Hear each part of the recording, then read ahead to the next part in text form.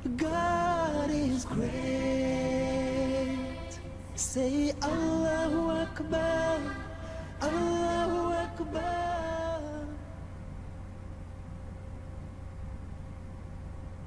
Alhamdulillah, wassalatu wassalam ala Rasulillah, wa ala alihi wa sahbihi ajma'in. Fa'udhu billahi minash shaitanir rajeem, bismillahir rahmanir rahim. Respected elders and my dear brothers and sisters, myself, Abid Zaru, your host today, welcomes you once again on yet another episode of this important and interesting, exciting discussion, panel discussion, on the topic revolving around moral values. I would like to welcome all my honorable panelists, namely Brother Arz Zagade, Brother Naik, Brother Faisal Kokni, and Brother Faizan Sheikh. Today, we're going to discuss about the importance of moral values. Now, moral values is one of the most important things in our lives which is ignored by many. Like we know the normal routine, the fard that we have in Islam, the Quran, Salah, fasting, Psalm, etc. But it's usually seen that among us, moral values, say good character, good manners, good attitude, is ignored by many. And we do not know the weightage of it. We have underestimated the weightage of good moral values.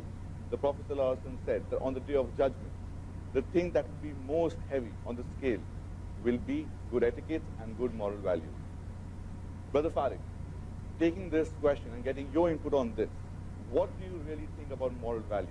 Can you just brief us up a little bit about it? As far as moral values is concerned, it is very important because many of us Muslims, we just concentrate on the ibadat, for example, salah, fasting, hajj, etc.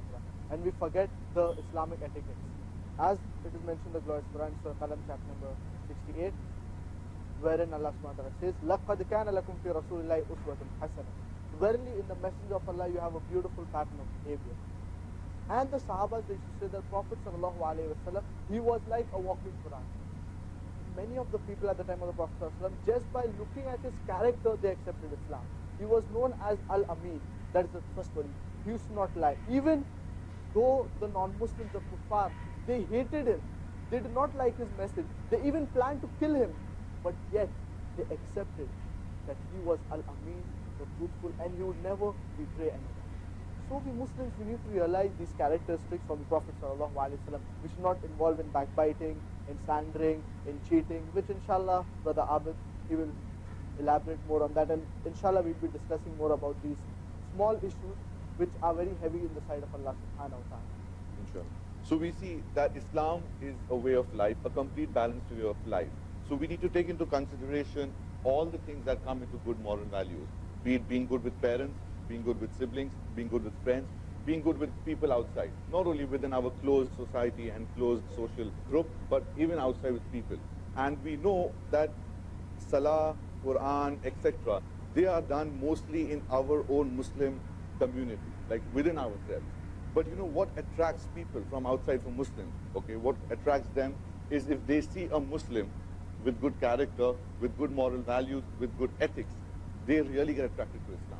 So it's not just only for your betterment, it's for the betterment of what image and what image you show of Islam to the outer world. So I consider that to be a very important factor. Moral values and good manners, good character is really very important. Now, without taking any further time, I would like to proceed towards this panel discussion, and I would like to get into a very important issue that we have nowadays, is about lying. We see that lying is something that is considered very common today. It's nothing great. You lie, you are able to lie professionally, you're again considered to be cool. You can't lie. In today's time, it's something like, oh, he's too innocent. Oh, he doesn't know how to, fool around. Oh, he doesn't know. He's too innocent. He's too polite. He's too innocent. And he can be taken for granted. But what we know, that if we be on the straight path, we are honest, it's the barakah of Allah subhanahu wa ta'ala that comes into our way. We lie, maybe we can please people outside. Maybe we can, get the worldly benefits, the little benefits. But we know, looking at the major aspect, we are at loss. So, Brother Farid, my question to you is, what acts can be termed as a lie? What does the glorious Quran say about lying? And also, what is the difference between lies and falsehood? As far as lying is concerned, Allah subhanahu wa ta'ala says in the glorious Quran, firstly, in Surah Isra, chapter number 17, verse number 81. وَقُلْ جَاءَ الْحَقُّ وَزَاقَ الْبَاطِلُ إِنَّ الْبَاطِلَ كَانَ زَهُوقًا. When truth is hurled against falsehood, falsehood perishes. For falsehood is by its nature bound to perish. So the glorious Quran is telling us that whenever there's truth and falsehood, so it is truth that will prevail, inshallah. And as far as falsehood and lying is concerned, there is a slight difference. As far as falsehood is concerned, it is any act or something that is not true or that is against the truth. Whereas lying specifically refers to something that is being spoken and that is not true. So this is the basic difference as far as falsehood and lying is concerned. Thank you, Brother Farid, for this answer. And my next question would be Brother Faisal. Brother Faisal, we know that we normally lie, or people around us, the youth, or anyone for that matter, they lie for really little worldly gains. Now, I would like to ask you that what are the main reasons? What do people fear? What makes them lie? If they know that lying is haram and they know about the punishment, it's not that we aren't aware. We are aware of the punishment, okay? And we know that it's a big sin, but still we consider to lie. So the concept has not yet settled into our mind that, okay, it is something which is not profitable at all. But still, we are comfortable in lying. So I would like to ask you that why does a person lie? What does he fear? Why can't he speak the truth? Bismillah ar-Rahman ar-Rahim. Rabbi shrah li sadri wa yassir li amri wa hlul 'uqdatan min lisani yafqahu qawli. Brother Abid, you asked a very good question, and the need of the hour. You know, lying is basically done in order to alter the feeling, thoughts or action of someone, so that the person who is lying, he benefits. Now, lying can be done for various reasons, multiple reasons. Just to mention a few, for example, usually people lie due to the fear of criticism of people, because people will criticize you. For example, if you are mistaken, you didn't work hard, you have flunked in your exams, and then if someone asks you, have you cleared? You say, yes, I have cleared all the books. So now you are fearing the criticism of people, so you are lying. You are at your office or you are at school, you have been assigned an assignment, you have given a work. Now you are fearing your position. If you have not done your work, but you are lying because you know if you tell the truth that you have not done the assignment, your promotion will be hampered. Some people, which is very common in schools and colleges, they do in order not to lose the loved one. For example, there was a presentation at school, and your friend, he gives a pathetic presentation, worst. And when he asks you, Brother Abid, how was my presentation? Oh, fantastic, what a good presentation. Another reason is for material gains, as you said, in businesses, something is less in weight and you say that this is full weight, so you are lying in this case. Another reason people lie is to boast. You know, my father is such a rich person. You know, my son, he does so and so. Why you have to lie?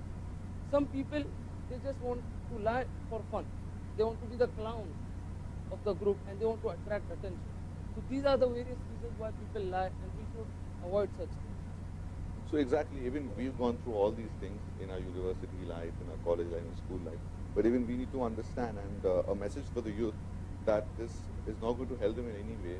But there are certain things that we need to cut on, and we need to think that even if we are doing the benefit at the moment by lying, so in the end, it's going to result into a negative aspect. True. So the next question is that it's like common, even if we know that our friends lie, we stay in a group where lying is common, it's nothing really exceptional. But the thing is that, what are the characteristics of a person who lies? Prophet ﷺ said, the signs of a hypocrite are three. Whenever he speaks a lie. Whenever he's entrusted with something, he proves to be dishonest. And whenever he promises, he breaks the promise. So lying is one of the characteristics of the munafiqeen, the hypocrites. And regarding the hypocrites, Allah says in the Quran, in Surah Nisa, chapter number 4, verse number 145, إِنَّ الْمُنَافِقِينَ فِي الدَّرْقِ الْأَسْفَلِ مِنَ النَّارِ, that the hypocrites are in the lowest depth of fire. May Allah subhanahu wa ta'ala protect us all. So we know the severity of this crime. The sin and the severity of the crime of a hypocrite is greater than the disbeliever. When a person lies, he doesn't trust himself, nor does he trust other people, because he himself lies a lot. A liar has a feeble nature. He doesn't trust anyone because he himself lies so much. He's always in a fear that he will be exposed. So, to hide his one lie, he speaks 100 lies. So, he doesn't have the stability in his mind.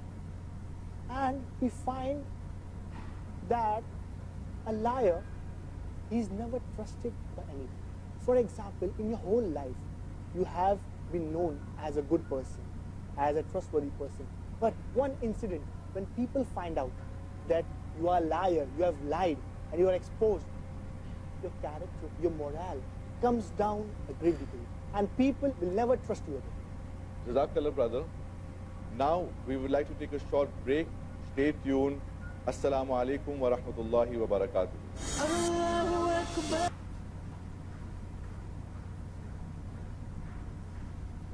It's suspicious. Okay? So that puts me into a sin as well. Maybe he's honest. But as you, four people have cheated me, 4 people have lied, I lose the trust in him. So slowly, it brings in the trust deficit between people. So even that's not good for our community. That's not good for society. That's not good in our relationship. So I think this is one of the most important and most damaging point which you answered. But there's one more fashion, Brother Faisal, nowadays. It's called the white lies. White lies, no harm. It's okay. If I lie, it's no harm, a little bit, just to butter you, butter anyone, and I get away with it. Profit for me for the timing, profit for you as well. So what do you say about that? White lies, it's very common. The youth watching the program, they know, studying in universities, in their friend circle, very common. So what about white lies? Is that haram or it's allowed? White lie is when a person lies and he feels that his lie will not harm others. Although all lies are black, none of them are white and all are not permissible. But a believer can lie in a case where his life is in danger. So you mean to say except when it's the matter of life and death, you cannot lie? Not because if I lie, I'll get more profit in my business. Then all the lies are for benefit. No one will lie because we'll get harm. For benefit. You are saving from harm, you are benefiting from it. But only in the case of when your life is at risk, you can lie. So I make it clear that even white lies is haram. Until and unless it's a question of life and death. Life and death. Thank you, Brother Faisal. So one more thing that comes into my mind is, Brother Farid, getting it to you, that how can you convince yourself that it is haram, you know, a kind of a tip, a suggestion, an advice to refrain from lying. I mean, trying to convince yourself and put that into your head that, okay, it is something wrong, it's not going to benefit me, so I refrain from it. A kind of therapy, something, a mental therapy or psychological therapy, that, okay, how can I refrain from myself? That, you know, it makes it easy for ourselves to convince us. In fact, the best therapy for any Muslim would be from the glorious Quran and the authentic hadith. And as Brother Faizan rightly quoted the verse of Surah Isra, chapter number 17, verse number 81, which talks about lying.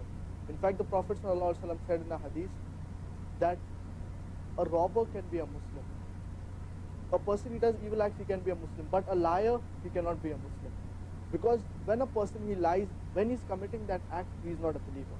So therefore, we Muslims, we need to stay away as far as lying is concerned. And many a times, the reason why a person lies is maybe because he wants to safeguard his honor. So that's the reason he lies.